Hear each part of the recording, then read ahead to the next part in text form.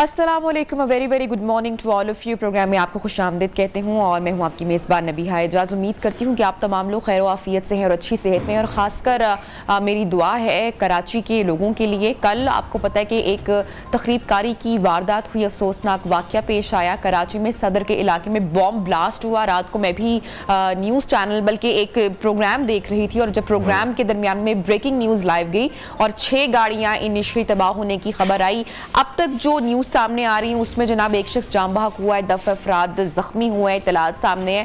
और बताया ये जा रहा है कि सदर यूनाइटेड बेकरी के करीब साइकिल में बॉम्ब नस्ब किया गया, ब्लास्ट हुआ जिससे काफ़ी नुकसान पहुंचा। ताहम इस हवाले से इंक्वायरी भी की जा रही है, तहकीकात भी की जा रही हैं। जाम बहक होने वाले शख्स की उम्र की जो लाश है और जख्मियों को फौरी तौर पर जनाब अस्पताल मुंतकिल किया गया। ये टेलीविजन स्क्रीन पर इस वक्त आपको जाए वक़ुआ के मनाजिर भी दिखा सकते हैं। CCTV फुटेज भी रिसीव हुई। जैसे ही सिक्योरिटी इदारे की गाड़ी करीब आती है ब्लास्ट होता है, ये कहा जा रहा है।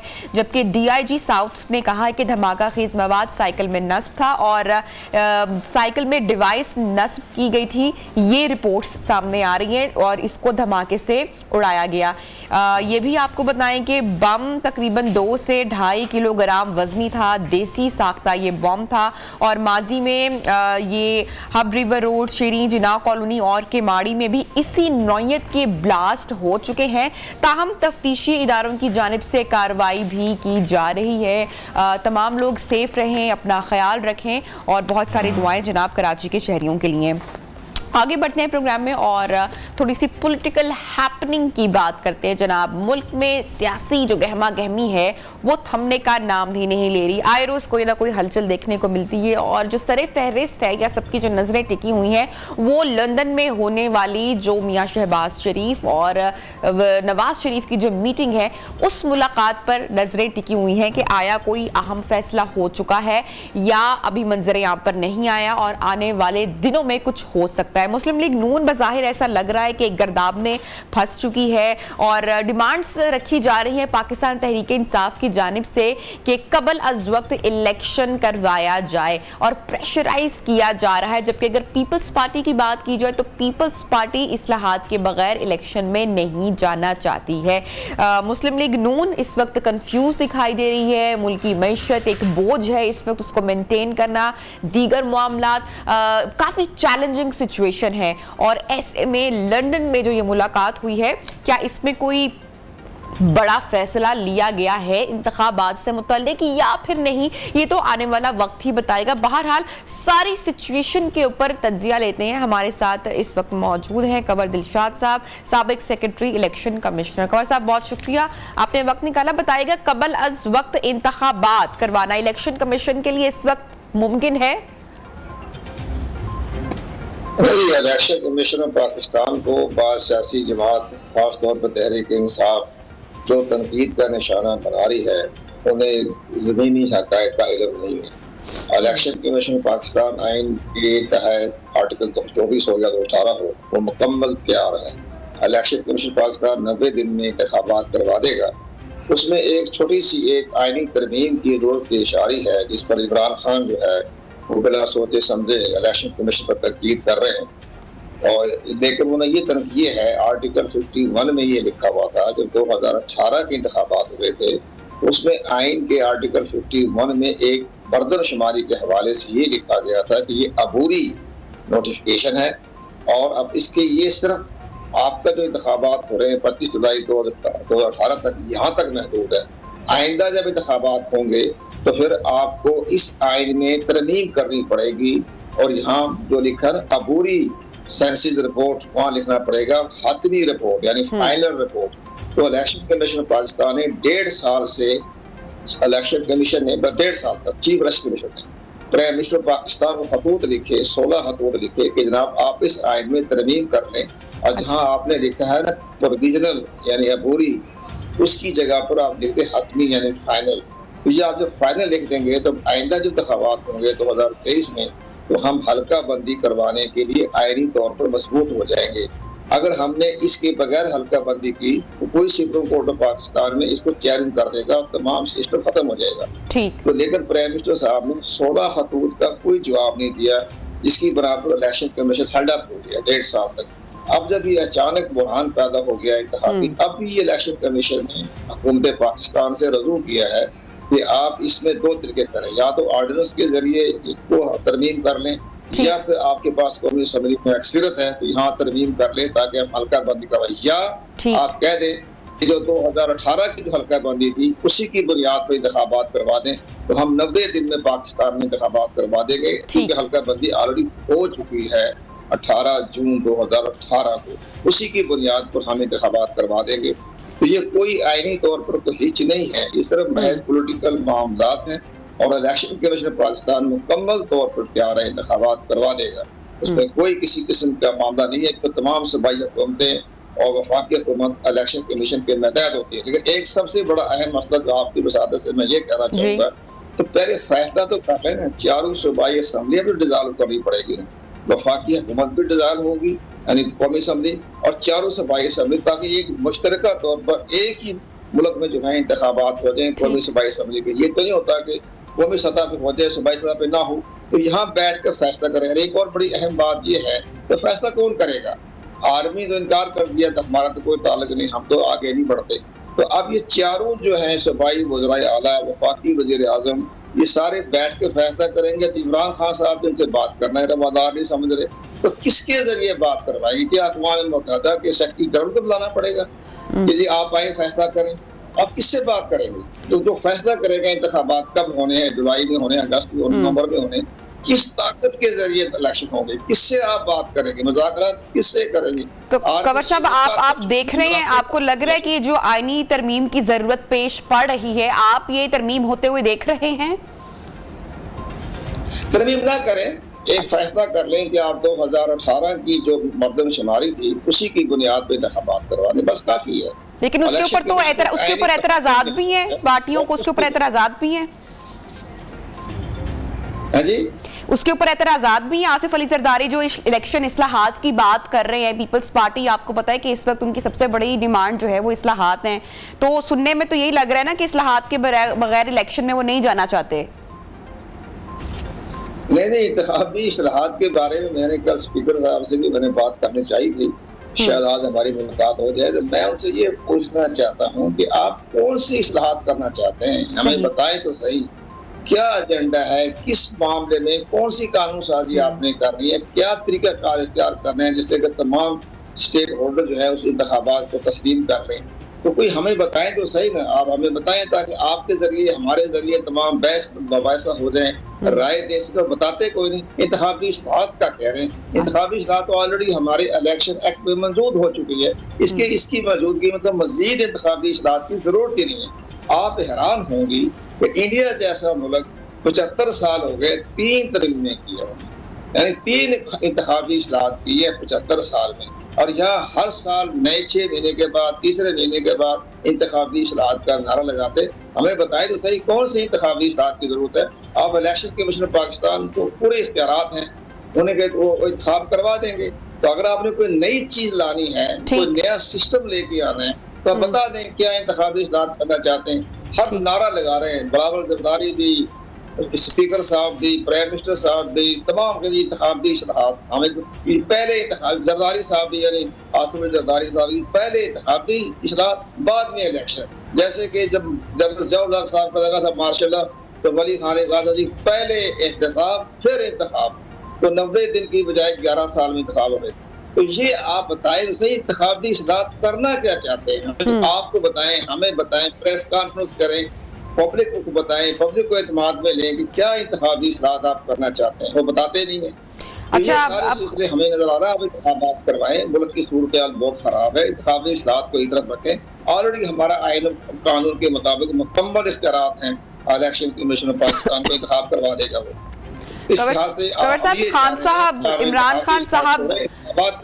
इमरान खान साहब चाहते हैं कि कबल अज वक्त इंतखाबात हो जाए, उनकी ये डिमांड है, उनका ये मुतालबा है, लेकिन दूसरी जानिब जो चीफ इलेक्शन कमिश्नर है उन पर भी वो एतराज़ात रखते हैं।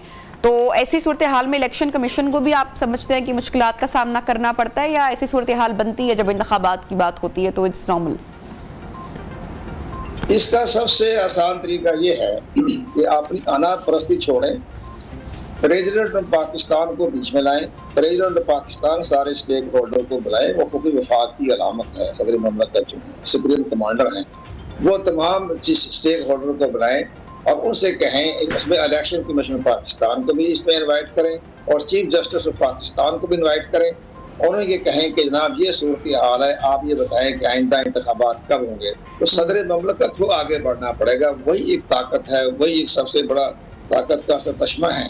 वो फैसला कर दें, तमाम बैठ जाएं, इमरान खान खुद ना आए, असद उमर को भेज दें, तो ताकि सारे बैठ कर वो फैसला कर लें कि आइंदा इंतखाबात कब होना है। तो फौरी तौर पर फैसला करें, इंतखाबी इस्लाहात छोड़े।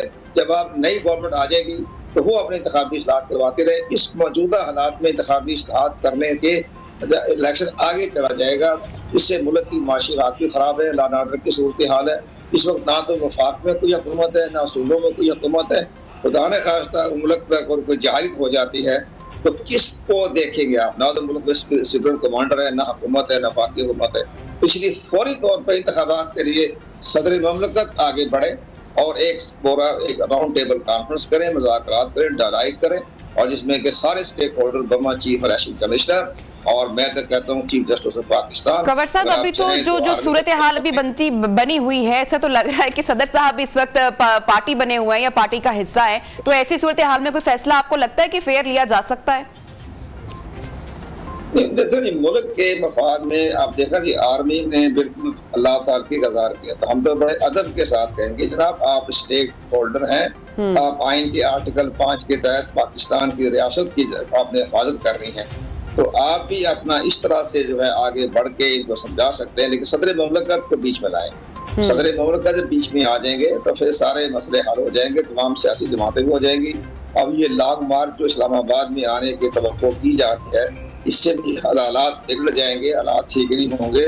तो बेहतर है इससे पहले सदर ममलकत एक बड़ी ग्रैंड डायलाग तलब करें राउंड टेबल कॉन्फ्रेंस की शक्ल में और वहाँ वो फैसला कर लेंगे इंतखाबात नवंबर में होने हैं या जुलाई में। बिल्कुल जो भी फैसला हो, हम तो चाहेंगे और पाकिस्तान की अवाम भी चाहेगी और होना भी चाहिए कि वो मुल्की मुफाद में हो, पाकिस्तान के लिए फैसले हो, ना कि वो किसी सियासी जमात के हक के फैसले हों। अच्छा बताइएगा कंवर साहब कि नई हल्का बंदियां क्यों नहीं हो पाई हैं? वैसे तो ये नई हल्का बंदियों को मेरे तजर्बे के रोशनी में या मतलब नजर ये की जरूरत नहीं होती। हमेशा 10 साल के बाद हल्का बंदियां होती हैं। ठीक है। यहाँ ये हुआ कि जो हमारी 2017 में हल्का बंदी हुई थी वो कंट्रोवर्शियल हो गई। उसमें सिंध गवर्नमेंट ने MQM तो सर इलेक्शन कमीशन ने भी कहा है ना कि जब तक नई हल्का बंदियां नहीं होंगी तब तक साफ और शफाफ इंतखाबात नहीं हो सकते हैं। वो शर्त खत्म हो सकती है, वो जरूर लाजमी नहीं है, मैंडेटरी नहीं है। वो मेरी बात हुई है चीफ इलेक्शन कमीशन साहब से, वो कहते हैं कि हमारा इसमें कोई असर नहीं है। आप 2018 में जो हल्का बंदी हुई थी उसी को कंटिन्यू करते हुए कहें आइंदा इंतखाबात 2018 की हल्का बंदी हो जाएगी, तो इलेक्शन कमीशन कोई इतराज नहीं है। एक आप कानून साजी कर ले, ऑर्डिनेंस ले आए और उसमें कह दें कि जनाब आप 2018 में जो हल्का बंदी हुई थी उसी की बुनियाद पर इंतखाबात करवा दें। माजी में जितने भी इंतखाबात हुए तो हल्का बंदियां 10 साल बाद हुई। ठीक है। ये 2-3 साल बाद हल्का बंदियां नहीं होती। ठीक है, तो बहुत शुक्रिया कंवर साहब, आप हमारे साथ इन कॉन्वर्सेशन थे और इंतखाबात की सूरत हाल और हल्का बंदियों के हवाले से और सारी जो सूरत हाल थी उसके ऊपर आप डिटेल्स और तज्जिया भी अपना फराहम कर रहे थे। बहुत शुक्रिया आपको जनाब। लेंगे आप एक ब्रेक और छोटी सी ब्रेक के बाद आपको करेंगे दोबारा ज्वाइन। Stay with us.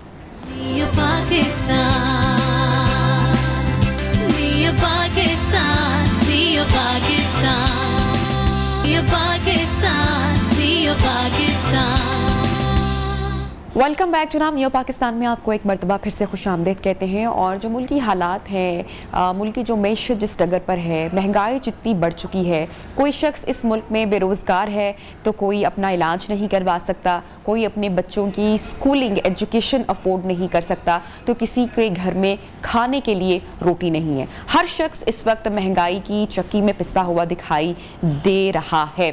ऐसे में ज़िंदगी के मसाइल, उनके साथ जीना भी है, चलना भी है, जिम्मेदारियां भी निभानी है। और बहुत कम ऐसे लोग हैं, बहुत कम ऐसे इदारे हैं जो मुस्तहिक लोगों के लिए कुछ कर पाते हैं, हमारे माशरे के उन लोगों के लिए जो वाकई महरूम होते हैं और उनका हाथ पकड़ते हैं। आज हमारे साथ जनाब HMC NGO फाउंडेशन से मौजूद हैं नाजिया सज्जाद और HMC हाथ मिलाते चलो। सो इट्स अ चेन और हाथ मिलाते चलो का जो मकसद है वो ये है कि वो तमाम लोग जो कि वाकई ही इस मुआशरे का मुस्तहिक तबका है उनके लिए ये लोग कुछ ना कुछ कर सकें। हमारे साथ जनाब शहादत अली भी मौजूद हैं, लेकिन सबसे पहले मैं नाजिया को वेलकम कहूँगी। अस्सलाम वालेकुम, गुड मॉर्निंग नाजिया, कैसी हैं? नाजिया, हाथ मिलाते चलो कहाँ से थॉट आई, आगाज़ कैसे हुआ और आपकी NGO क्या कर रही है?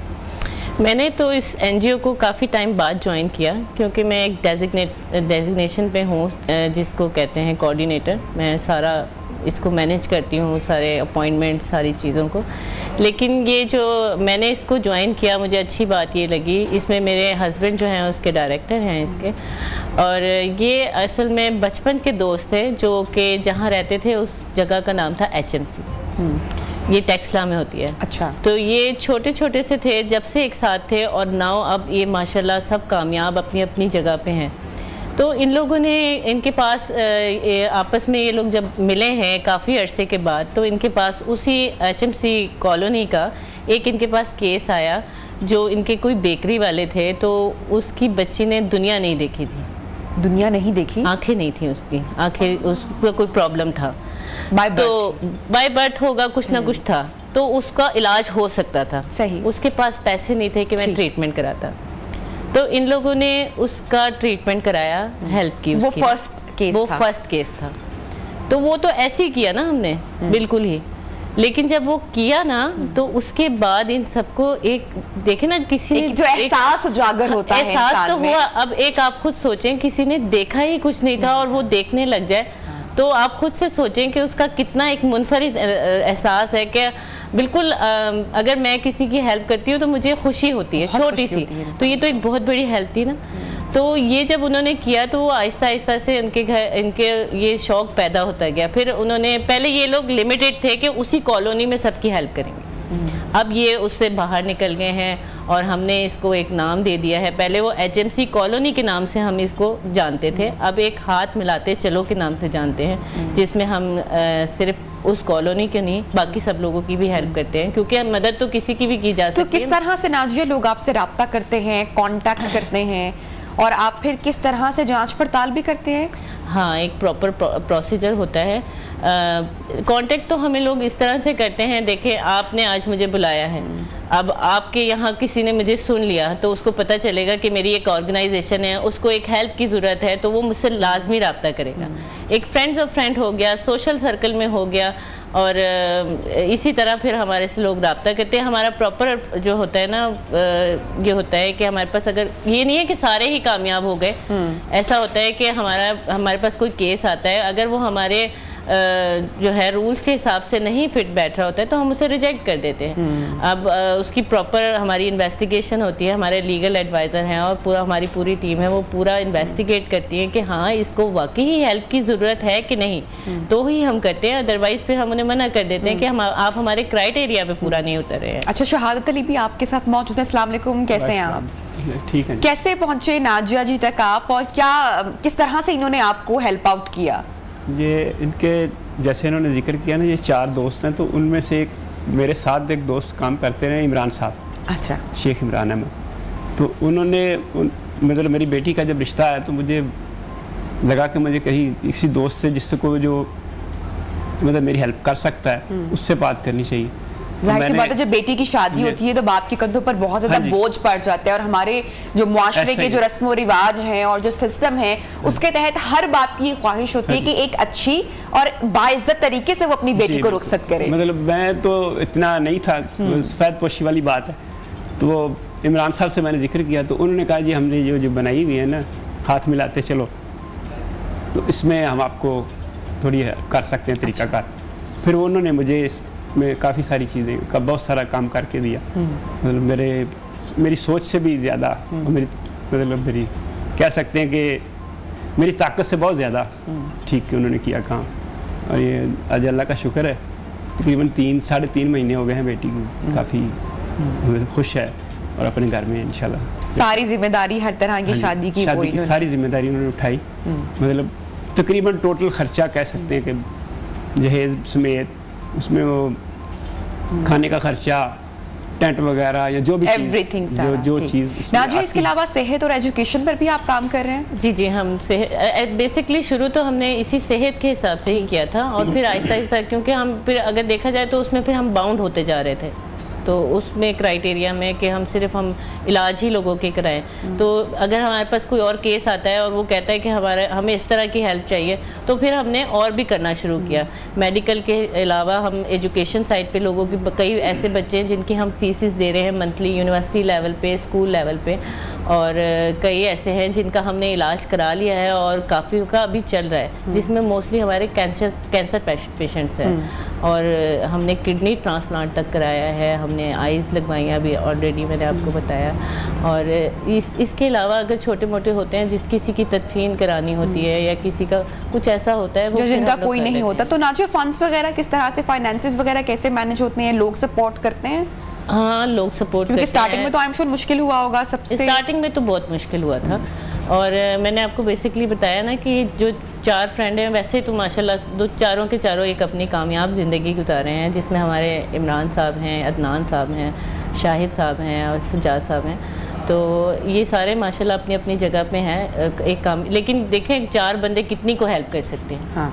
कितने केसेस आप देख सकते हैं, तो फिर हमें उससे बाहर निकलना पड़ा। फिर हम इसी तरह हमने लोगों को इंट्रोड्यूस कराया कि हमारी एक NGO है, हमारा एक वेलफेयर है, आप इसमें हम ये काम कर रहे हैं, हम ये प्रूफ के साथ लोगों को बताते हैं कि इस तरह से हम ये काम कर रहे हैं, आप हमें हेल्प आउट करें। तो फिर हमें फाइनेंशली सब लोग हेल्प करते हैं। हमारा एक अकाउंट है जिसमें सारी हमारी जो है वो डोनेशन इकट्ठी होती है, फिर उस हिसाब से हम लोगों को डोनेट कर देते हैं। नाजिया, कोई ऐसी स्टोरी, कोई ऐसा वाकया जो आपके दिल के बड़े करीब रहा हो, किसी शख्स की बड़ी मदद की हो, और कोई ऐसी touching story? I am sure बहुत सारे लोगों से मुलाकात होती होगी, बहुत सारे लोग भी आते होंगे मदद के लिए, तो कुछ आप शेयर करना चाहें इस हवाले से?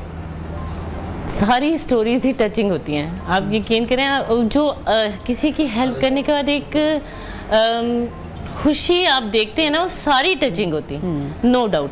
आप क्योंकि उस बंदे की आपने वो ज़रूरत पूरी कर दी कि वो उसको सोच भी नहीं सकता। अच्छा, मुझे आपने जब बताया कि जैसे आगाज़ हुआ, जैसे सो इंस्पायरिंग, जैसे आप बता रहे हैं कि टेक्सला में सोसाइटी का नाम था HMC, और सोसाइटी का नाम था नहीं है, और वहाँ से वो बच्ची की पहली मदद की गई। हाँ। और जो एहसास हुआ होगा जिन्होंने ये स्टार्ट किया, वो एहसास कितना खूबसूरत एहसास होता है। हाँ, जब आप किसी को हेल्प आउट करते हैं, और आप ये करके देखिएगा, उसके लिए आपको बहुत सारी ना पैसों की जरूरत नहीं है। आप किसी शख्स को किसी बूढ़े शख्स को सड़क क्रॉस करा के भी वो एहसास हासिल कर सकते हैं। आप अपने डोमेस्टिक हेल्पर्स की मदद करके वो एहसास हासिल कर सकते हैं। आप किसी के लिए कुछ छोटा सा भी काम कर सकते हैं जो इंसानियत के लिए हो, तो आपको वो सेटिस्फैक्शन, इनर सेटिस्फैक्शन मिलती है, और आप वो देखेंगे वो इतनी अच्छी फीलिंग होती है कि उसके बाद एक सिलसिला ही चलता रहता है। देखिए ना, अब आपने पूछा ना कि लोग हमें सपोर्ट करते हैं, हम लोगों को बताते हैं कि हमने ऐसे किया, तो उनका भी दिल जो है वो नरम हो जाता है। ये वाक़यात ही ऐसे होते हैं, इतने टची होते हैं। तो लोगों को हेल्प करने के बाद एक जो सेटिस्फैक्शन मिलती है, एक जो स्माइल मिलती है ना किसी की देख के, आप सोच नहीं सकती उससे कितना दिल खुश होता है। नाजिया, खिजरान साहब ने भी ज्वाइन की है, तो खिजरान साहब आप भी कुछ शेयर करना चाहेंगे, अपनी स्टोरी बताइएगा। जी बिल्कुल, नादिया साहब के जो है ना, उनका मैं बहुत शुक्रगुजार हूँ। उन्होंने मेरी बड़ी हेल्प की है, और बहुत ही सख्त सिचुएशन में, जो सिचुएशन मेरे चल क्या हालात थे? हालात अभी भी जो फ़िलहाल चल रहे हैं, और पहले से ही थोड़े से हैं हालात। ये हैं कि कर्ज जो है ना मेरे ऊपर बहुत ही ज़्यादा बढ़ गया। कर्ज बढ़ गया था। हाँ, तो उनकी जो कमाई है वो हम कर्ज में देने के लिए जो है ना, वो हम कर्ज में दे रहे थे। तो ऐसा कोई ज़रिया नहीं था, और मैं वैसे छोटा मोटा जॉब भी कर रहा हूँ UMT में, तो मतलब मैनेज नहीं हो रहा था।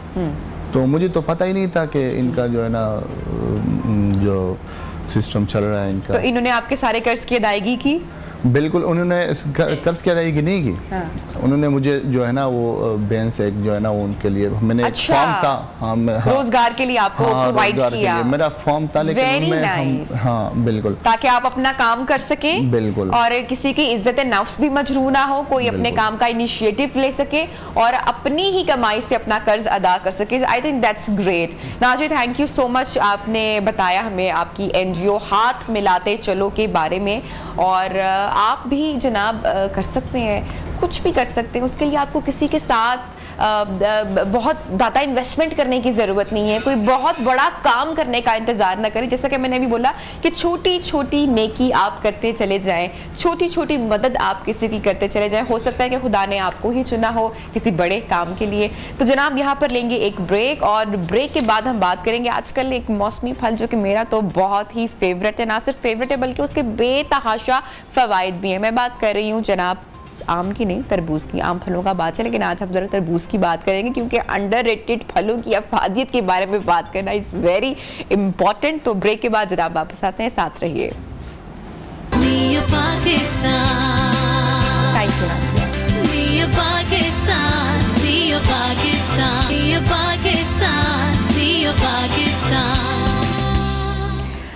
वेलकम बैक जनाब। प्रोग्राम में आपको एक मरतबा फिर से खुशामदीद कहते हैं। और मैंने अक्सर प्रोग्राम में जिक्र किया है कि एक बार मुझे एक डॉक्टर के पास जाना पड़ा, मुझे एक तकलीफ़ हुई और डॉक्टर साहब ने कहा कि भाई आप चाहती हैं कि आप हमेशा खूबसूरत दिखें, आप हमेशा यंग दिखें और अच्छी दिखें। मैंने कहा सर ऐसा कौन इंसान नहीं चाहता और कौन सी खातून ऐसा नहीं चाहती। तो वो फिजियोथेरेपिस्ट थे, चूँकि मसल्स पेन थी, तो उन्होंने मुझे बताया कि तो फिर आपने बस एक काम कभी भी नहीं छोड़ना सारी ज़िंदगी।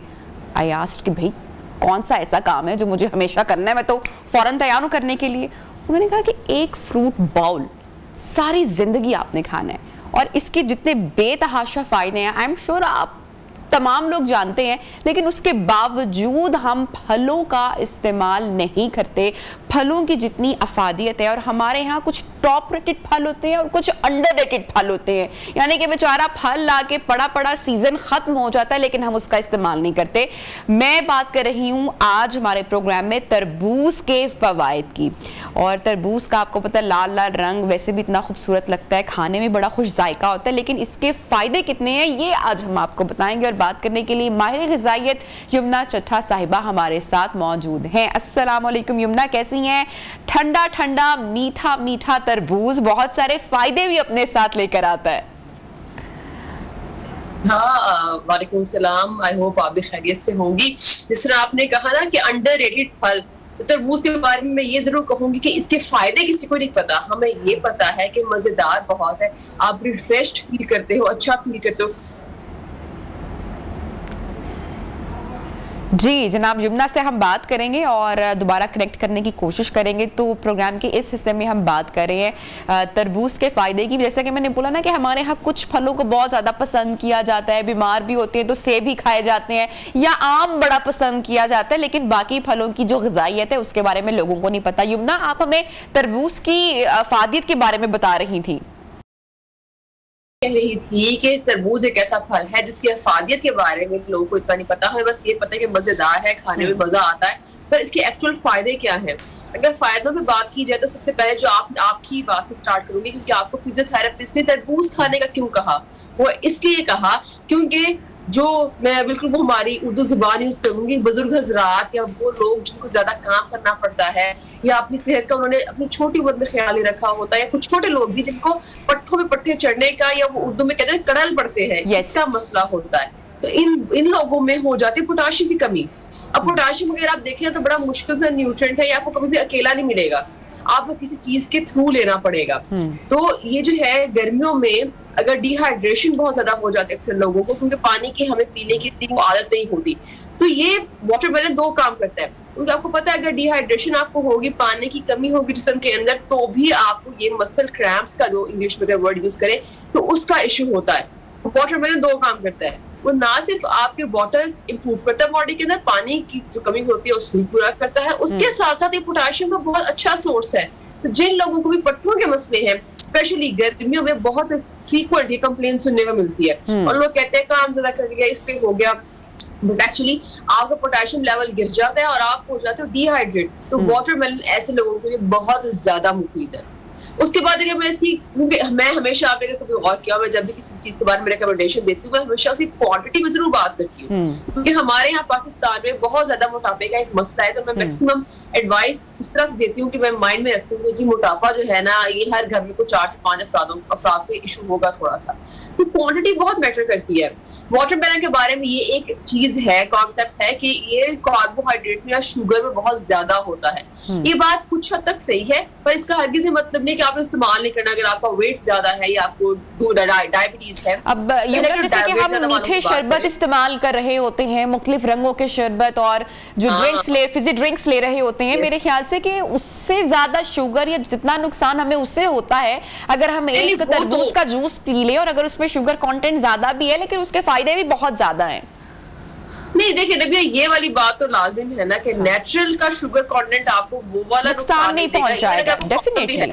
वो चीनी की सूरत में है, वो प्रॉब्लम करेगा आपको। तो मशरूबात नहीं आपने लेने बिल्कुल भी। गर्मियां हैं, दिल करेगा, बाहर से आए हैं, गर्मी लगी है, पसीना आया हुआ है, बेहतर है कि आप वाटरमेलन या इस तरह का कोई फ्रूट या फूड इस्तेमाल कर लें या जूस इस्तेमाल कर लें जो आपका वाटर कंटेंट बॉडी में नेचुरली ज्यादा करे, बजाय इसके कि आप वो जो रंग बिरंगे मशरूबात है उनका इस्तेमाल करें। बिल्कुल। और गर्मी के दोपहरों में जब आप अपने घर से बाहर निकले या दफ्तर से घर जा रहे हो तो डिफरेंट जूस कॉर्नर्स आपको नजर आते हैं, और आजकल इतने अच्छे अच्छे मजेदार फल, फालसे का शरबत हो गया, तरबूज का शरबत बहुत रिफ्रेशिंग होता है, इमली आलू बुखारे का शरबत, तो ये आपके जिस्म को भी ठंडा लगता है। वैसे भी हीट वेव खदशा है मुल्क में, तो अपने आपको हाइड्रेटेड रखें, मशरूबात नेचुरल जो ये फलों के जो मशरूबात हैं इनका इस्तेमाल करें। अच्छा युमना, हमने हमेशा एक बात सुनी बड़े बुजुर्गों से कि जो तरबूज है वो रात के वक्त नहीं खाना चाहिए, या जब आप तरबूज का इस्तेमाल कर लेते हैं तो उसके ऊपर से पानी नहीं पीना चाहिए, सर्टेन चीजें नहीं खानी चाहिए, हैजा हो जाता है। अच्छा, जो हैजा या जरासीम या पेट के मसाले होते हैं तरबूज से, ये बड़ी बारीक सी लाइन है, बड़ा एक कॉन्सेप्ट है जो समझ हमें नहीं है उसकी। एक तो जो रात को खाने की बात है ना, रात को अमूमन इसलिए मना किया जाता है कि इसके अंदर वही बात की शुगर कंटेंट इसका ज्यादा है, हैवी है, पर इसका मतलब ये नहीं कि नुकसानदेह है। रात को हमेशा वैसे ज्यादा कार्बोहाइड्रेट्स जिस चीज में ज्यादा हो उसका इस्तेमाल नहीं करना चाहिए, क्योंकि बॉडी उसको कंज्यूम नहीं कर पाते और बाद में फिर चर्बी की सूरत में बॉडी के अंदर आता है। ठीक है, एक तो ये मसला है। दूसरा मसला ये है जो आप कह रही है हैजा या पेट के मसाइल वाला ना, आप देखिए जब ये रेडियो में पड़ा होता है तो इसको अक्सर काट के रखा जाता है, बिल्कुल आपने मे भी देखा हो, और उन्होंने अक्सर 3, 4, 5, 6 तरबूज काटे होते हैं, क्योंकि आते हैं लोग कहते हैं टेस्ट करवाओ, वो काटता है जो है रेडी वाला और उसको आपको टेस्ट करवाता है, आपने खरीदा या नहीं खरीदा उसे वापस अंदर डाला और रख दिया उसको वापस। वो जो उसका एक्सपोज्ड पार्ट है जो बाहर अब निकल आया उसके खौल से, जो उसके बाहर थिक लेयर है ना, वो उसका खौल है जो उसको जरासीम से बचाता है।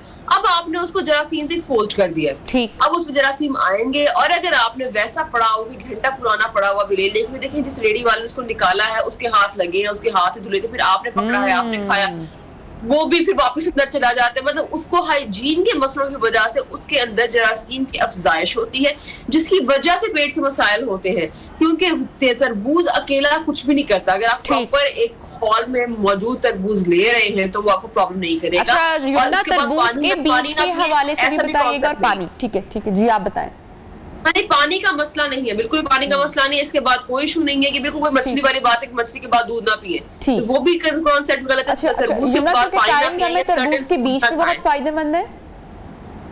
बिल्कुल पूरे का पूरा इंटरनल जो तरबूज है, तरबूज विद बीज, कंप्लीट ये पैकेज है ऑफ न्यूट्रिएंट्स जो आपको हाइड्रेशन देगा, आपको मल्टीविटामिन्स वाली चीज। मैं अक्सर हमेशा पेशेंट्स को कहती हूँ कि जब आपको कमजोरी महसूस होती है ना, डायरेक्टली मल्टीविटामिन पे भागने की बजाय ना एक दफा अपनी डाइट जरा असेस कर लिया करें, क्योंकि जिस आपने स्टार्ट में कहा ना, हम कुछ फ्रूट्स खाते हैं, कुछ नहीं खाते। मतलब हमारे यहाँ सेब केला बहुत खाया जाता है, पर उसके बाद जो सीजनल फ्रूट्स है ना, इन पे मैं हमेशा बहुत ज्यादा एम्फोसिस करती हूँ, क्योंकि अगर आप नबीहा गौर करें तो सर्दियों में जो फल आते हैं, जो गर्मियों में फल आते हैं, कंप्लीटली मुख्तलिफ होते हैं। गर्मियों में जो फल हैं आप उनसे जूसेस बहुत ज्यादा बना सकते हैं। There is a reason behind it, क्योंकि गर्मियों में डिहाइड्रेट होने का, पानी की कमी होने का एक बहुत ज्यादा एक चांस होता है। इस तरह के फल आते हैं, आप जूस बना सकते हो। उसके बाद वाटरमेलन आता है, आप जूस बना सकते हो। आप खरबूजे तक का जूस बना सकते हो अगर आपको टेस्ट में पसंद है तो।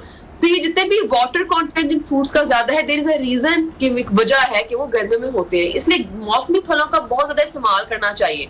तो सिर्फ पूरा सीजन हम केला और सेब करते रहते हैं, ये चीज गलत है।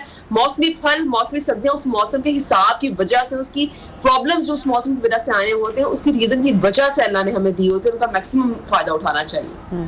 अच्छा यमुना, तरबूज का शेक भी मैं डिफरेंट रेसिपीज देख रही थी यूट्यूब पे, अक्सर हम सर्च करते रहते हैं एनर्जेटिक चीजें, तो मैंने कुछ रेसिपीज देखी और वो थी अबाउट तरबूज shake which was very new for me, तो मैं इस पर आपसे जरूर कमेंट लेना चाहूंगी। देखिए तरबूज का शेक आप कंप्लीटली फाइन आप बना के ले सकते हैं, पर मैं इसमें थोड़ा सा ये जरूर कहूंगी कि अगर आप इसके अंदर कोई दूध वगैरह वाली चीज डालते हैं तो उसका थोड़ा ये इशू आ जाएगा कि कार्बोहाइड्रेट लेवल इसका बहुत ज्यादा अप हो जाएगा। ठीक है, क्योंकि एक छोटा सा कॉन्सेप्ट है कि जब आपने वेट अपना मेंटेन करना है, आप अच्छे वेट में रहना चाहते हैं, तो कोशिश करें। तो यानी कि जिन लोगों ने वेट गेन करना है उनके लिए बेस्ट है ना, उनके लिए अच्छा है, क्योंकि कार्बोहाइड्रेट कंटेंट इसका ज्यादा हो जाएगा। अगर आपने जूस कटा है ना, तो दो कार्बोहाइड्रेट वाली चीजें इकट्ठे ही लेते हैं, दूध और वाटरमेलन दोनों ही। Thank you so much Yamuna Chadha, आप हमें बता रही थी तरबूज की अफादियत के हवाले से, और आज ही जाएं और ठंडा ठंडा मीठा मीठा तरबूज बगैर कटवाए घर ले आएं, खाएं और इसकी ग़िज़ाइयत से फ़ायदा उठाएं और अच्छी सेहत में रहें। लेंगे जनाब एक ब्रेक, हेडलाइन ब्रेक के बाद आपको ज्वाइन करेंगे, साथ रहिए।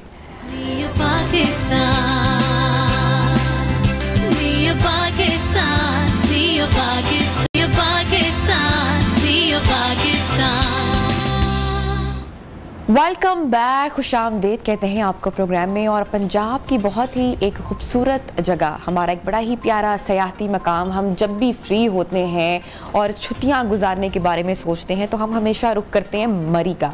लेकिन अनफॉर्चुनेटली बड़ा एक अफसोसनाक वाक़या आपको पता है कि लास्ट विंटर से पेश आया था मरी में, जिसमें 22 लोगों ने अपनी जानें गंवाई थी। जिसके बाद जो मरी जाने वाले लोग हैं वो काफ़ी डरे भी, काफ़ी खौफ में भी मुब्तला हुए। अच्छा, इसके साथ साथ जो फैमिलीज़ वहाँ पे जाती हैं, जो ख़वातीन वहाँ पे जाती हैं, उनको हरासमेंट या हूटिंग के हवाले से भी अक्सर शिकायत का सामना करना पड़ता है। अब ऐसे में पंजाब पुलिस ने ये सारे कंसर्न को ख़त्म किया है। जनाब आईजी पंजाब ने जो है खूबसूरत इकदाम उठाया है और वो पंजाब में मरी की सयाहत को फ़रोग देने के लिए भी बड़ा अच्छा है। और जनाब मरी टूरिज़म फोर्स यानी मरी टूरिज़म पुलिस का आगाज़ कर दिया गया है, जो हर वक्त 24 आवर्स आपके लिए रेडी है और खुदा ना खास्ता किसी भी मुश्किल की सूरत में that is available for you. आपने उनके नंबर पर डायल करना है और वो आपकी हेल्प आउट के लिए आप तक पहुंच जाएंगे, चाहे किसी भी नौयत का मसला हो टूरिज्म को। इसी हवाले से बात करते हैं जनाब ज़ैनब अयूब साहिबा, जो कि ASP हैं, इस वक्त हमारे साथ इन कॉन्वर्सेशन है। अस्सलाम वालेकुम ज़ैनब, हमें बताइएगा मरी टूरिज्म पुलिस के हवाले से कितने लोगों की, कितने अहलकारों की ये फोर्स है और किस तरह से मदद के लिए पहुंचती है सयाहों के लिए? वालेकुम अस्सलाम, थैंक यू सो मच। मैं आपको बताती चलूँ कि ये जो अभी आपने बताया मरी इंसिडेंट के बाद हमें ये प्रॉब्लम्स बहुत ज़्यादा हो रही थी कि एक तो ट्रैफिक के इश्यूज़, ट्रैफिक के अलावा जो आपने बताया कि जो फैमिलीज़ वहाँ जाती हैं उनके साथ ख़ास तौर पे न्यू ईयर नाइट में और इस किस्म के प्रॉब्लम्स जो मॉल रोड पे आते हैं, तो उसमें ख़वातीन की हरासगी के मसले, फैमिलीज़ को तंग करने के मसले, इस सब को केटर करने के लिए हमने एक प्रॉपर मरी टूरिज़म पुलिस बनाई है। इनिशियली इब्तदाई तौर पर इसमें हमने 150 से 100 के दरमियान जो हैं वो बंदे हायर किए हैं। इसकी जो इम्पॉर्टेंट बात है, जो मैं आप लोग सबकी, आपकी तवस्सुत से, आपके प्रोग्राम की तवस्सुत से सबको बताना चाहूँगी कि हमारी इस फोर्स में हमने 15 से 20 लेडी ऑफिसर्स, लेडी कांस्टेबल्स रखी हैं जो फैमिलीज़ के साथ डायरेक्टली डील करती हैं। प्रॉब्लम हमें ये आती थी, जैसे अभी आपने मेंशन किया, कि जो ख़वातीन के साथ हरासगी के मसले हैं उनको डील करने के लिए ज़ाहिर है ख़वातीन कंफर्टेबल या फैमिलीज़ कंफर्टेबल होंगी लेडी ऑफिसर्स के साथ बात करने में। हमारी इस फोर्स में हमने एक प्रॉपर डेस्क बनाया है हरासगी का, जिसमें लेडी ऑफिसर्स कोई भी इस तरह की कंप्लेंट, कोई हुल्लड़बाजी, कोई मसला जो उनको होता है या वो फील करते हैं कि उनको हो सकता है, उस सिलसिले में आपको हमारी ख़वातीन ऑफिसर्स मदद करेंगी। एक इम्पॉर्टेंट बात यह है विजिबिलिटी। आपको मॉल रोड पे चप्पे चप्पे पे खड़ी हुई हमारी फोर्स नज़र आएगी, जो कि ना सिर्फ आपकी हेल्प करेगी बल्कि आपके किसी भी मसले पे फ़ौरन आपको रिस्पॉन्ड करेगी और आपकी मदद करेगी। इस सिलसिले में मैं आपको बताती चलूँ कि हमारी जो हेल्पलाइन है 1757, ये मरी में, पूरे मरी में फंक्शनल है और ये टोल फ्री हेल्पलाइन है। इसके थ्रू आप हमें कांटेक्ट कर सकते हैं, चाहे आप मरी हैं, पेट्रियाटा हैं, चाहे आप सराउंडिंग्स में हैं और आपको कोई इस किस्म का इशू होता है तो आप हमें हेल्प के लिए बुला सकते हैं। एक और इम्पॉर्टेंट बात, हमारी 15 हेल्पलाइन भी है पुलिस की। In case if there is a problem with service down है तो आप हमें 15 के थ्रू कांटेक्ट कर सकते हैं। इसके अलावा आप मरी के जो फैमिलीज़ के प्रॉब्लम्स हैं, आप देखें कि अक्सर जो बहुत ज़्यादा जब रश हो जाए तो बच्चों के गुमने के जो चांसेस हैं, इम्कानात हैं, वो बहुत ज़्यादा हो जाते हैं। जी बिल्कुल, इस सिलसिले में हमारी फोर्स बहुत हेल्पफुल रही है। इस सारे टाइम में हमने तकरीबन 10 से जो 15 बच्चे हैं उनको इन 15 डेज़ में फैमिलीज़ के हवाले किया है, और ये मेरे ख्याल से बहुत बड़ी सक्सेस है। इसके अलावा इंपॉर्टेंट बात ये कि जो हमारे टूरिस्ट आ रहे हैं, फॉर एग्जांपल अभी आपको हमने वीडियोस भी शेयर किए हैं कि जो बाहर से आ रहे हैं, जो यूएस से आ रहे हैं, यूके से आ रहे हैं, उनके साथ कम्युनिकेशन गैप आ जाता है। उन फैमिलीज़ के साथ जो पाकिस्तान में आई हैं और वो यूएस सेटल्ड हैं, उन लोगों को यहाँ पे कम्युनिकेट करने में, उन लोगों के प्रॉब्लम्स को इशू डील करने के लिए हमारे ऑफिसर्स हैं जिनकी प्रॉपर लैंग्वेज ट्रेनिंग हुई है, लैंग्वेज कोर्स हुआ है, वो आपकी हेल्प करेंगे, वो आपको मदद करेंगे और आपकी जो भी प्रॉब्लम्स हैं, फॉर एग्जांपल होटल्स में ओवर चार्जिंग के इशूज़ हैं, ये मरी में बहुत परसिस्टेंटली हमें ये कंप्लेंट आ रही है कि फैमिलीज़ वहाँ जाती हैं और जो प्रॉब्लम्स एरिया हों उनमें होटल्स उनको ओवर चार्ज करते हैं। इस सारी प्रॉब्लम्स को डील करने के लिए हमारी इस फोर्स का मैंडेट है। आप हमें कॉन्टैक्ट के लिए बुलाएं, हेल्प के लिए बुलाएं, we are there, will be helping you. अच्छा, अक्सर जब हम जाते हैं किसी भी सयाहती मकाम पर और जब आगे ट्रैवल करते हैं तो अक्सर ज़ैनब साहिबा ये होता है कि सिग्नल प्रॉब्लम्स चले जाते हैं, अगर किसी मुश्किल में फंसते हैं तो कॉल नहीं कर पाते बर वक्त। तो इस मसले को भी समझते हुए क्या कोई प्लानिंग की जा रही है या इसका हल भी तलाशा जा रहा है? जी, ये बहुत अच्छा सवाल है आपका। हमारी इस कॉन्सेप्ट में मैं आपको बताती चलूँ कि एक माउंटेड पुलिस का कॉन्सेप्ट भी है, जिसमें जो हमारे घुड़सवार दस्ता होगा, जो हमारे घुड़सवार ऑफिसर्स हैं, वो उन एरियाज़ में जहाँ टेरेन बहुत डिफ़िकल्ट है, जाहिर सी बात है टेरेन डिफ़िकल्ट है तो वहाँ पे मोबाइल सिग्नल्स, नेटवर्क कनेक्शंस, वो सारी चीज़ें डिफ़िकल्ट हैं, तो वहाँ पे मैन पावर प्रेजेंस को इंश्योर करने के लिए हमारे घुड़सवार दस्ते जो होंगे, जो घुड़सवार ऑफिसर हैं, वो आपकी हेल्प के लिए होंगे। इसके अलावा मैं आपको ये चीज़ें एक्सप्लेन करी थी कि सारा टेक्नोलॉजी पे हमने नहीं शिफ्ट कर दिया, हमने इस चीज़ को इंश्योर किया कि फैमिलीज़ की हेल्प के लिए फुट पेट्रोल पे, मतलब हमारे फुट कांस्टेबल्स होंगे जो ऑन फुट होंगे, जो आपको डायरेक्टली हेल्प करेंगे विद देयर प्रेजेंस। सिर्फ आपको ये नहीं है कि हम आपको किसी थाने कचहरी में किसी आपको उधर जाना पड़ेगा अपनी प्रॉब्लम्स रजिस्टर कराने के लिए, या फैमिलीज को तंग होना पड़ेगा इस सिलसिले में। आप डायरेक्टली हमारे एहलकार जो वहाँ खड़े हैं वो आपकी हेल्प के लिए, उनका सिस्टम कोई थाने से नहीं है। हमारा टूरिज्म पुलिस का हम एक पूरा सेंटर बना रहे हैं सेपरेट, जिसमें आपके हमारे मोबाइल डेस्क हैं, जिनमें हमारी मोबाइल पेट्रोल्स हैं, जिनमें हमारे मोटर व्हीकल्स हैं जो ऑन पेट्रोल हैं, हर टाइम रोड पे प्रेजेंट हैं। आप उनके पास कांटेक्ट कर सकते हैं। इन केस अगर आपको वो नहीं होता तो हमारी हेल्पलाइन है, उसमें हमारे ऑफिसर आपको हेल्प करेंगे। और इंटरेस्टिंगली कि वो आपको थाना कचहरी इस किस्म के मसले जिससे फैमिलीज बहुत तंग होती हैं, हम अंडरस्टैंड करते हैं इस बात को, उनको प्रॉपर्ली कैटर करेंगे। और बल्कि बहुत सारी फैमिलीज इसलिए ही पुलिस से समटाइम रब्ता नहीं करना चाहते ताकि बाद में वो थाना कचहरी वगैरह के सारे मामलात में ना पड़ना पड़े, क्योंकि फैमिलीज रिलैक्स होने के लिए, एंजॉय करने के लिए वेकेशंस पे, छुट्टियों पे आते हैं, रुख करते हैं पहाड़ी इलाकों का, तो वो चाहते हैं कि इसमें वो ना हो। लेकिन आपने बड़ी अच्छी बात बताई कि ऐसा कोई सिस्टम नहीं होगा। अच्छा ज़ैनब जी, ये भी बताएगा कि जिस तरह से हमने देखा लास्ट ईयर जो बर्फानी सारा सिलसिला हुआ, गाड़ियां फंसी, मौसमियाती चैलेंजेस का सामना करना पड़ा सयाहों को, और फिर जो सारा मरी का हादसा पेश आया, आपके जो ये फोर्स है, जो एहलकार हैं, 150 लोगों की जो टीम तैयार की गई है, इनको इस हवाले से भी तरबियत दी गई है कि अगर गाड़ियां खुदा ना हादसा तूफानी बर्फबारी में शिकार हो जाती हैं या फंस जाती हैं तो उसके लिए भी एहलकार ट्रेंड है? जी, ये आपका बहुत वैलिड क्वेश्चन है। मैं आपको बताती चलूँ कि अगर इस ईद की बात करें तो हमारे पास डेली की बेसिस पे जो डेली हमारा गाड़ियों का काउंट था वो 8,000 to 10,000 था। यानी अगर आप इमेजिन करें कि इस ईद पे हमारे पास 3 से 4 लाख लोग थे, फैमिलीज थी जो मरी में हमारे पास आई। और अगर मैं आपको डेटा रिकॉर्ड की बात करूं तो हमें 15 पे कोई एक भी ऐसी कॉल रिसीव नहीं हुई जहां किसी खातून ने हमें ये बताया हो कि उसको कोई हरासगी का मसला है या कोई इस किस्म का प्रॉब्लम है कि पुलिस नहीं है या होटल्स ओवर चार्ज करें। तो इसके जो एक इफ़ेक्ट्स हैं वो अभी इसी ईद से बेसिक से हमारे पास सामने आ गए हैं। प्लस मैंने आपको बताया कि हमने इनको 2 to 3 मंथ्स की इंटेंसिव ट्रेनिंग दी है। हमारे जो एहलकार हैं ये फ़र्स्ट एड की प्रॉपर तरीके से इनको हमने जो है वो ट्रेन किया है। ये फ़र्स्ट एड किसी को भी प्रॉब्लम में 11122 की कोलैबोरेशन के साथ दे सकते हैं। इसके अलावा हमारे पास जो मैं आपको बता रही थी मोटर व्हीकल्स हैं, उनके पास पूरी टूल किट्स हैं। इन केस अगर गाड़ियाँ ख़राब हो जाती हैं, उनके टायर चेंज करने हैं, उनके फ्यूल का इशू है, हमारे एहलकार प्रॉपरली ट्रेन है कि वो उनको हेल्प करें। और हमने इस सारे ईद में ये सारा काम इंश्योर किया है। हमने इस ऑलमोस्ट हमारे जो है, I won't give you the very tit bit figure, but thousands में, हज़ारों की तादाद में गाड़ियाँ ऐसी थीं जिनको हमारे एहलकारों ने अपनी ट्रेनिंग की मदद से, अपनी टूल किट से उनको फंक्शनल किया और उनकी प्रॉब्लम्स को डील किया और कैटर किया। और विंटर के हवाले से हमारी स्ट्रेटजी बिल्कुल जी आप बात कंप्लीट करें। जी विंटर के हवाले से भी मैं आपको बताती चलूँ कि हमारी स्ट्रेटजी बिल्कुल क्लियर है कि फैमिलीज़ जो विंटर में वहाँ आएंगी उनके लिए हमारे पास प्रॉपर, हमारे जो फोर्स वाले हैं उनके पास स्नो रेस्क्यूअल, जो स्नो रिलेटेड इश्यूज़ हैं और जो विंटर के प्रॉब्लम्स हैं उनको डील करने के लिए प्रॉपर ट्रेनिंग है। और हम इस प्रोसेस पे और काम कर रहे हैं कि हमारी मैन पावर भी इंक्रीज़ होगी और हमारी जो इंस्ट्रूमेंट्स हैं और जो एलोकेशंस हैं वो भी ज़्यादा होंगी। That's amazing. आई गेस कि आईजी पंजाब का इससे बहुत बेहतरीन बल्कि ये इक़दाम है जो इस बारे में ये फोर्सफुली तश्कील दी गई है। Much appreciation for that. Zainab ji बताइएगा हमें कि अक्सर जो अवाम है, जो लोग हैं, वो पुलिस के रवैये पर इतना ज़्यादा सेटिस्फाइड दिखाई नहीं देते, डरते हैं और एक तासुर भी है फिर हमारी पुलिस फोर्स का कि ये सख्त है।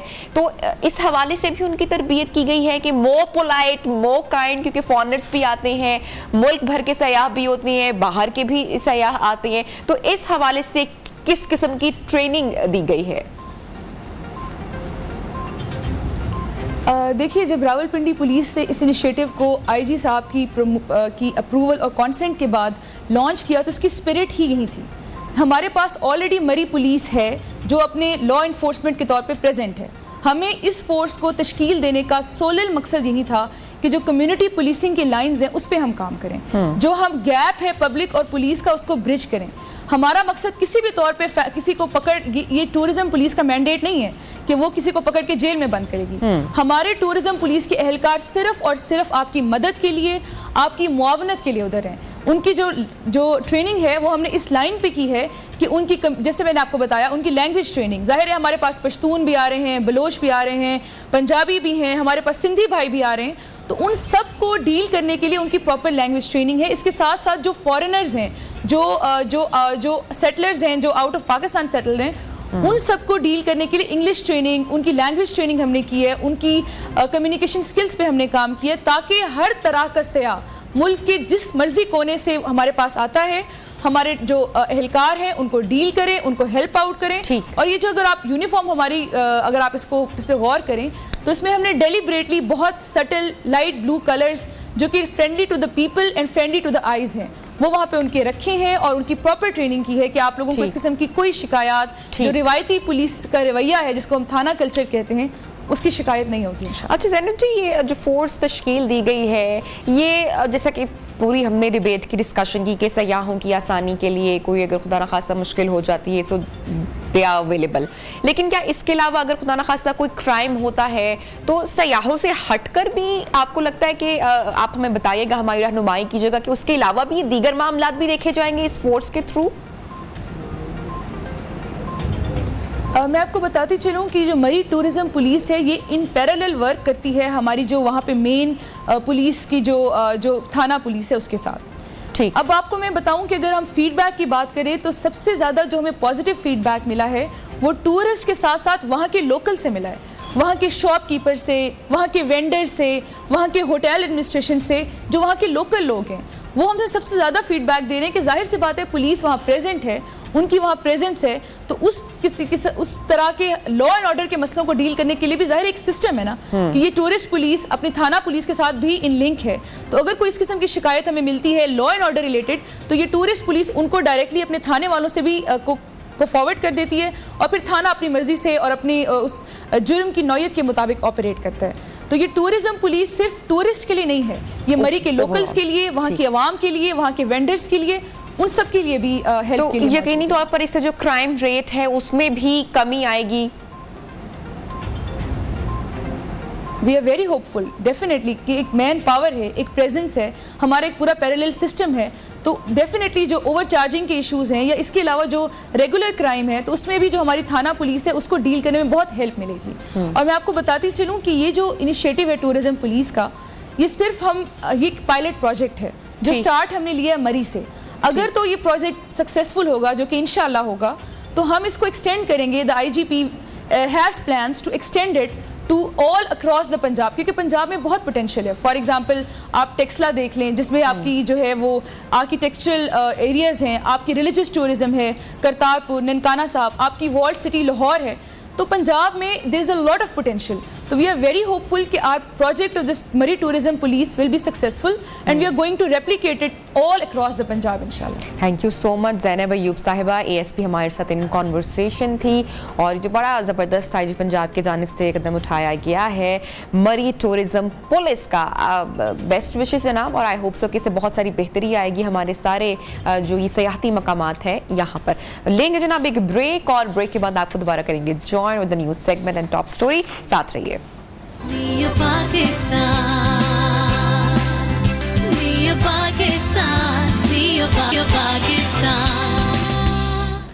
दिन की रोशनी की कसम और रात की जब वो छा जाए, आपके रब ने ना आपको छोड़ा है और ना ही बेजार हुआ है, और अलबत्ता आखिरत आपके लिए दुनिया से बेहतर है।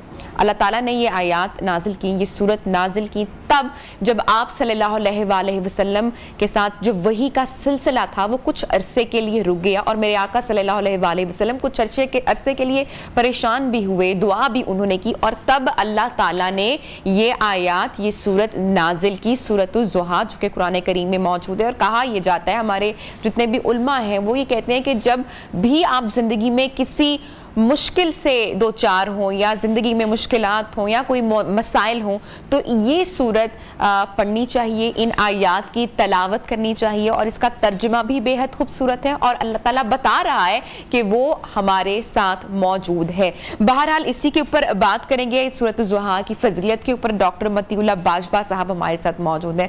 डॉक्टर साहब, बहुत शुक्रिया, आपने वक्त दिया। बताएगा इन आयात की शान के बारे में, इनकी फजीलत के बारे में, और अगर कोई इंसान तंग दस्ती या बदहाली का शिकार हो तो ये आयात पढ़ने से अल्लाह ताला किस तरह से मदद फरमाते हैं। अस्सलाम वालेकुम रहमतुल्लाह, बिस्मिल्लाहिर्रहमानिर्रहीम। सबसे पहले तो आपका शुक्रिया कि आपने इस निहायत अहम मौजू पे मुझे मौका दिया। देखिए, जहाँ तक इसकी शान नुज़ूल का मामला है, आपने उसकी तरफ इशारा भी किया कि नबी करीम सल्लल्लाहु अलैहि वसल्लम के पास असल में कुफार यहूद से सीख कर 3 सवाल लाए।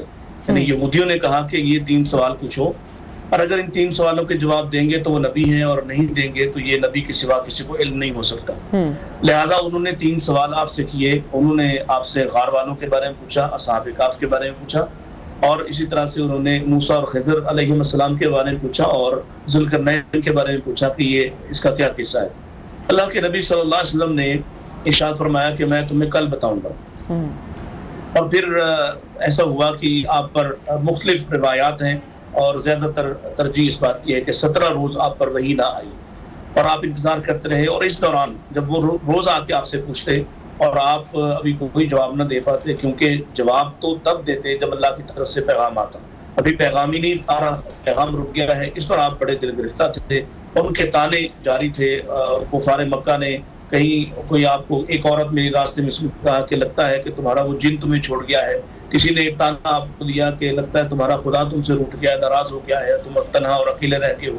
तो सो अलगर्ज ऐसे ऐसे तल्ख जुमले, ऐसी ऐसी तकलीफ दे बातें वो आपको कहते, और आप इंतजार में थे कि अल्लाह की तरफ से पैगाम आए। लिहाजा जब ये पैगाम आया, एक तो ये कि सूरतुल काफ नाज़िल हुई, और सूरतुल काफ में अल्लाह ताला ने वो तीनों सवालों के जवाब भी नाज़िल फरमा दिए, और साथ आपसे कहा कि आज के बाद आपने ये नहीं कहना कि मैं तुम्हें कल बताऊंगा, बल्कि जब भी आप ऐसी कोई बात करें, ऐसा कोई वादा करें, तो आप अल्लाह ताला का इंशाअल्लाह कह दें, माशाअल्लाह कह दें, क्योंकि करने वाला अल्लाह ताला ही है, और उसके करने से होगा।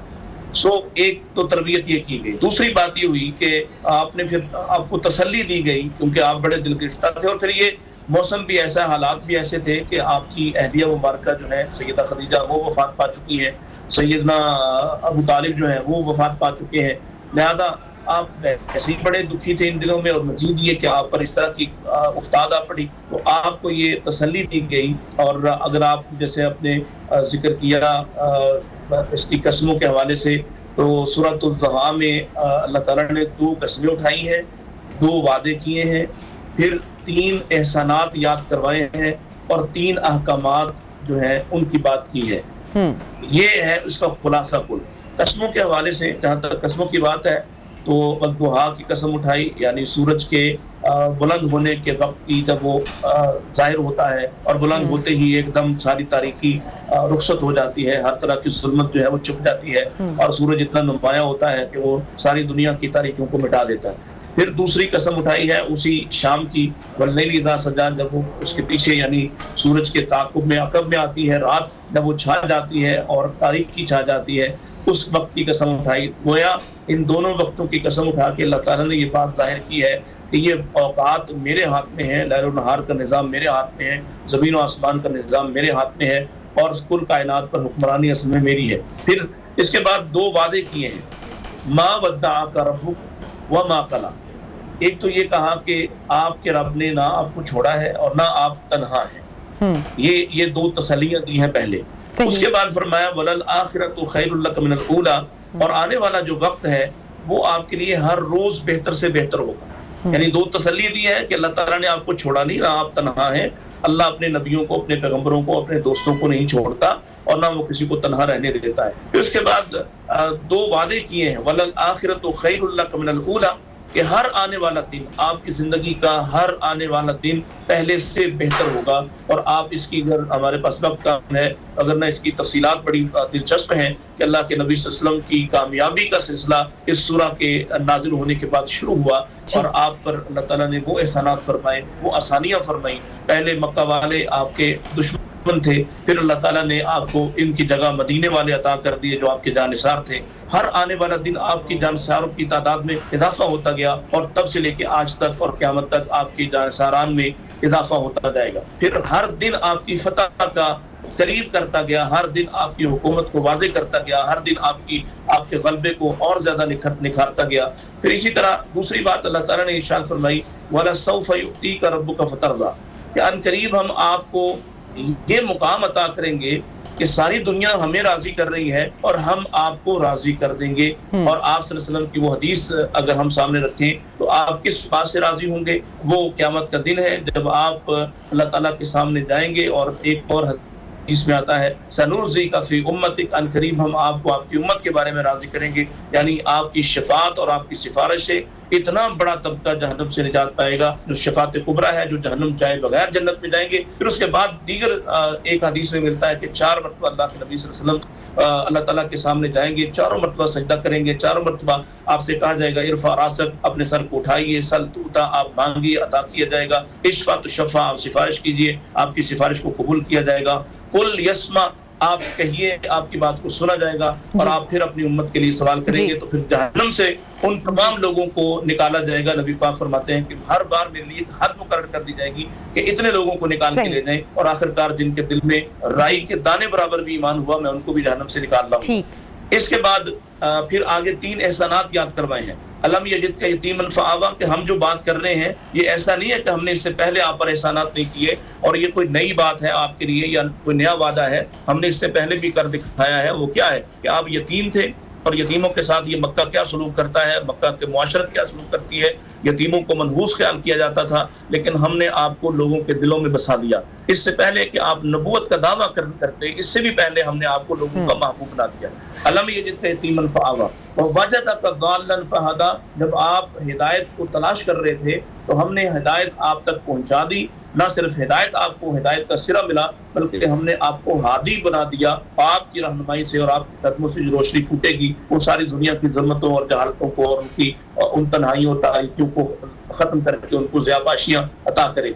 फिर तीसरी बात इसमें इरशाद फरमाई, ववजदका आइलन फअगना, आप जाहिर है जब एक तहरीक बर्पा करनी है, आप कोई कमजोर या गरीब आदमी न थे। बाद लोग ऐसा तस्वर खींचते हैं जैसे रसूलुल्लाह सल्लल्लाहु अलैहि वसल्लम दुनिया वालों से, लोगों से कोई कमजोर हैसियत के मालिक थे। ऐसा नहीं है, बल्कि अल्लाह के नबी सल्लल्लाहु अलैहि वसल्लम कमाते थे और आप बेहतरीन ताजिर थे। यही वजह है कि सैयदा खदीजा ने आपको अपनी तिजारत में शामिल किया। आप हुनरमंद ताजिर थे और दूसरों से पहला अपना माल फरोख्त करने का हुनर रखते थे, लेकिन आप वो सारा कमाया हुआ माल लोगों पे खर्च कर देते थे, कमजोरों पे खर्च कर देते थे। बहरहाल एक तहरीक बर्पा करने के लिए और एक जमात खड़ी करने के लिए और एक हुकूमत चलाने के लिए आपको माल की जरूरत थी। इसलिए अल्लाह ताला फरमाते हैं कि हमने आपको गनी किया, यानी सैयदा खदीजा के साथ आपका निकाह करवा के आपको वो मालदारी अता की जो आप अपने करीब के लोगों पर और आप अपने बेकसों पे, बेवफाओं पे, बेनवाओं पे ऐसा खर्च करें कि लोग आपके करीब हो जाएं। माल से जो तारीफ कल्ब की जरूरत थी वो भी हमने आपको अता कर दिया। इसके बाद 3 अहकामात हैं। ये 3 एहसानात याद करवाने के बाद 3 अहकामात हैं।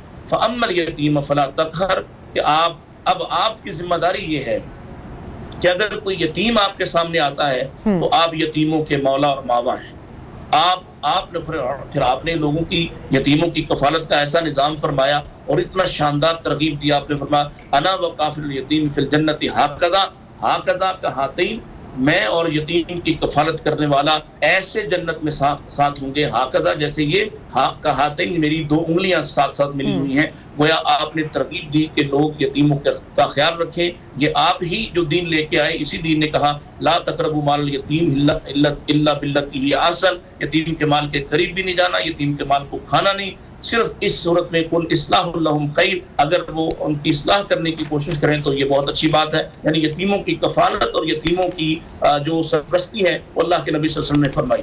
फिर दूसरा हुक्म इसमें यह फरमाया कि जब आपके पास वम्मस्ताइला फला तनहर, आप सारी दुनिया के लिए मिसाल हैं। लिहाजा जब आपके पास कोई साइल आए, कोई मांगने वाला आए, कोई तलब करने वाला आए, तो फिर आप उसे ऐसे जुदो सखा से उसके साथ मुजाहिरा करेंगे कि आप पूरी दुनिया के लिए मिसाल बने हैं और किसी को झिड़कने की इजाजत नहीं किसी साइल को। यही वजह थी कि कोई साइल आपके गर्दन में कपड़ा डाल के भी सवाल करता तो अल्लाह के नबी सल्लल्लाहु अलैहि वसल्लम उससे बिल्कुल नाराज ना होते और उसके साथ वो सलूक करते कि वो खुद कहता कि मोहम्मद सल्लल्लाहु अलैहि वसल्लम तो ऐसे अता करने वाले हैं कि जिन्हें किसी मुफलसी का डर ही नहीं है।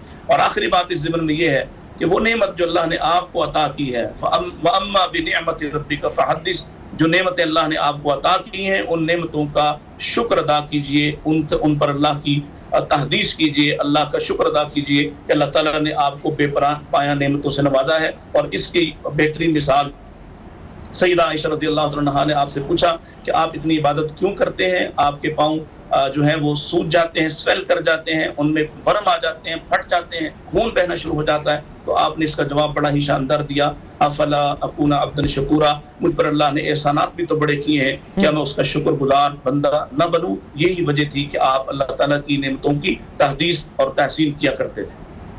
बाजवा साहब, हम आम जिंदगी में काफ़ी परेशान हो जाते हैं, मसले मसाइल ज़िंदगी के साथ साथ हैं, ज़िंदगी का हिस्सा है।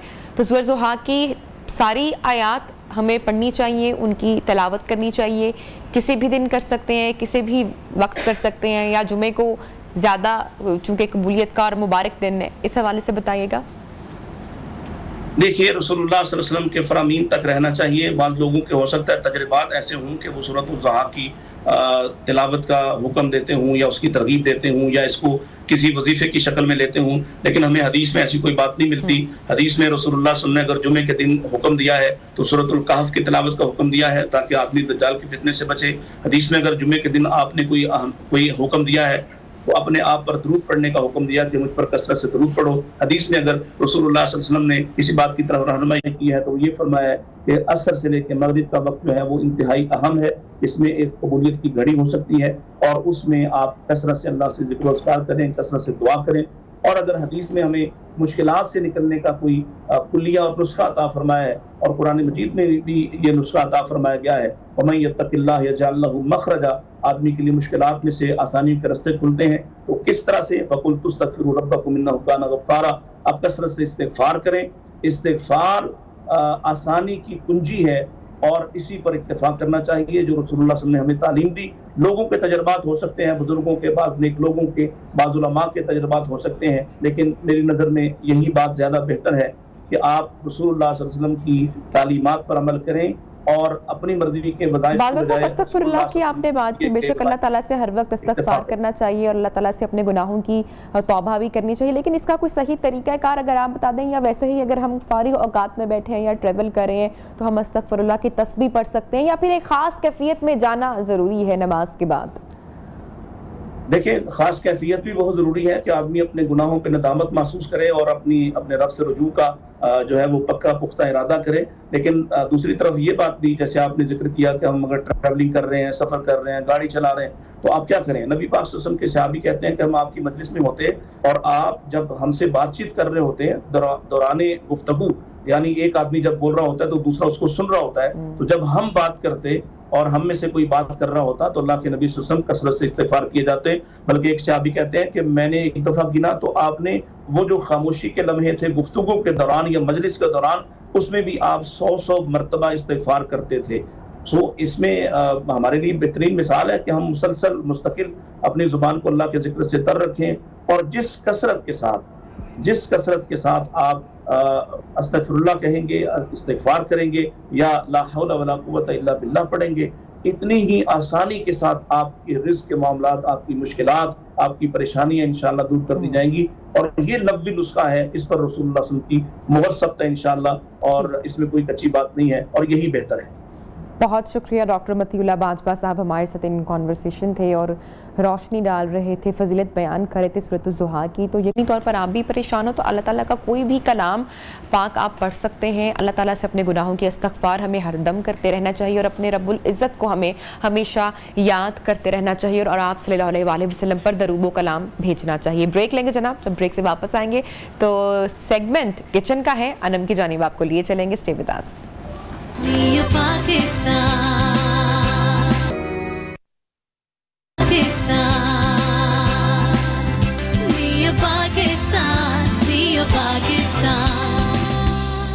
वेलकम बैक जनाब। और जैसा कि जिक्र किया था कि आज आपको लिए चलेंगे लास्ट सेगमेंट हमारा रूह अफ़ज़ा किचन, और अनम कुछ बना रही होती है। जुम्मे का दिन है तो कुछ मीठा बन रहा होता है, वीकेंड है तो वीकेंड पे मेहमान भी आपकी तरफ आएंगे, आप भी कहीं ना कहीं जाएंगे, तो अच्छी सी कोई रेसिपी आज हम आपके साथ शेयर करेंगे। अनम, क्या आज आप बना रही हैं?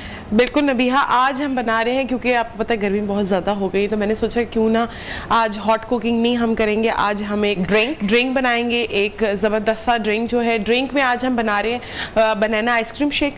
तो मेरा ख्याल है कि मोस्टली जो है हर किसी को पसंद होता है और गर्मी में और ठंडक का एहसास, बिल्कुल ठंडक का एहसास, और जो है ये कंप्लीट जो है एक मील है। हाँ। ये आप न्यूट्रिएंट्स वाइज बिल्कुल आप इसको जो है ब्रेकफास्ट पे अपने एंजॉय कर सकते हैं। उसके साथ जो है आपको बिल्कुल भी ज़रूरत नहीं है आप किसी और चीज़ को खाएं या पिए। अच्छा, बड़ा ही सिंपल इंग्रेडिएंट्स हैं। इसमें बनाना जाएगा, इसमें शुगर जाएगी, इसमें मिल्क जाएगा, साथ में मैं वनीला आइसक्रीम इसके अंदर यूज़ कर रही हूँ। और अगर आपको वनीला एसेंस का फ्लेवर अच्छा लगता है तो आप वनीला एसेंस भी इसके अंदर ऐड ऑन कर सकते हैं। अच्छा जी, 2 से 3 ग्लास जो है मैंने इसके अंदर ऐड कर दिए थे मिल्क के, और साथ में जो है मैं 1 कप के करीब इसके अंदर ऐड कर रही हूँ आइसक्रीम। अच्छा, आइसक्रीम की चॉइस जो है आपकी अपनी पर्सनल हो सकती है, आप चाहें तो इसके अंदर बनाना आइसक्रीम भी डायरेक्टली डाल सकते हैं, उसका भी बहुत अच्छा सा फ्लेवर आता है। अच्छा, साथ में जो है मैं इसके अंदर 4 to 5 बनानाज हैं वो ऐड ऑन करूँगी, और साथ में अच्छा क्योंकि मैंने इसके अंदर वनीला आइसक्रीम डाली है तो मैं शुगर का जो कॉन्टेंट है वो थोड़ा कम ही रखूँगी।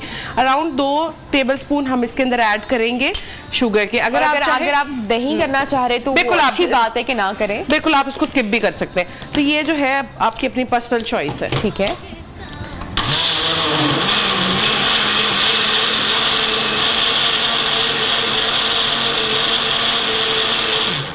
सब प्रॉपर स्नैक। अच्छा, मैंने घर में बच्चों के लिए तो बहुत ही हेल्दी है। अक्सर बच्चे अनम सुबह नाश्ता नहीं करते हैं, बिल्कुल, तो बेहतर है कि आप 1 गिलास शेक बनाकर बच्चों को बिल्कुल आप उनको वो ये शेक दे सकते हैं बनाकर। अच्छा, मैंने इसके अंदर बेसिकली आइस नहीं ऐड की क्योंकि मेरा मिल्क जो था वो भी ठंडा था, आइसक्रीम भी ठंडी और बनाना जो थे वो भी ठंडे थे, इस वजह से। तो अगर आप चाहें तो इसके अंदर जो है आप आइसक्रीम के साथ जो है आइस भी ऐड कर सकते हैं, मतलब ये अगर पर्सनल चॉइस है। जिसको काफ़ी ज़्यादा चिल्ड पसंद है वो इसको इस तरह से जो है एंजॉय कर सकता है। तो आज का जो हमारा ड्रिंक है वो है जी बनाना आइसक्रीम शेक, वो हो गया है रेडी। आप इसको जो है थोड़े से चॉकलेट चिप के साथ सर्व कर सकते हैं क्योंकि बनाना और चॉकलेट का बड़ा ज़बरदस्त कॉम्बिनेशन होता है, तो वो बच्चे ज़रा और देख के अट्रैक्ट हो जाएंगे।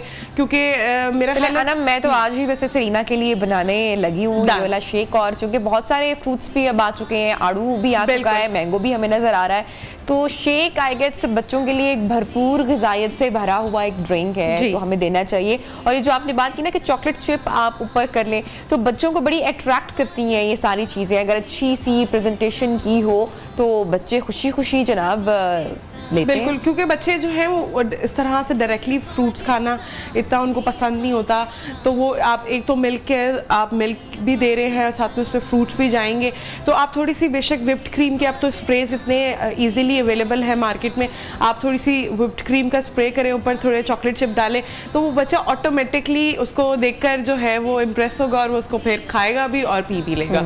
तो वो दोनों चीज़ें जो है उसकी फेवरेट हो जाएगी। बनाना को हम चेंज भी कर सकते हैं जी, बनाना के साथ भी फ्रूट के साथ जी बिल्कुल, आप इसको एप्पल में कन्वर्ट कर सकते हैं, आप इसको जो है पीच में कन्वर्ट कर सकते हैं।